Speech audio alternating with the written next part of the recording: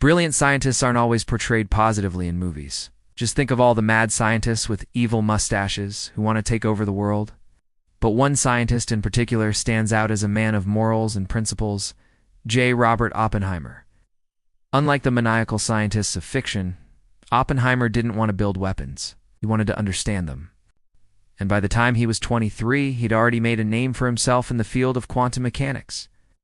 But when World War II broke out, Oppenheimer's expertise was needed for something bigger than theoretical physics. He was recruited as the scientific director of the Manhattan Project, top-secret U.S. government project to develop the first atomic bomb. Oppenheimer headed up a team of more than 100 physicists at Los Alamos National Laboratory in New Mexico. There they worked day and night to achieve what some believed was the impossible, splitting the atom and harnessing its energy. After 3 years of intense work, they succeeded. On July 16, 1945, the first atomic bomb was tested in New Mexico. Oppenheimer and his team watched as the device, nicknamed the Gadget, exploded in the distance, unleashing an incredible amount of destructive power.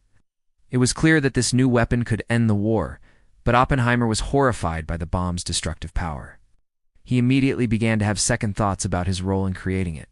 As the first and only director of the Manhattan Project, he was responsible for the training of over 6,000 scientists, many of whom were Jewish refugees from Europe who had escaped Nazi persecution. He fought hard to ensure that the project would be morally and ethically sound, opposing the use of slave labor and ensuring that all of the scientists were treated fairly and with respect.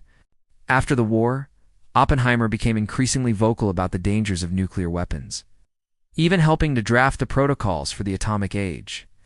But his outspokenness made him a controversial figure, and he was eventually fired from his position at Los Alamos.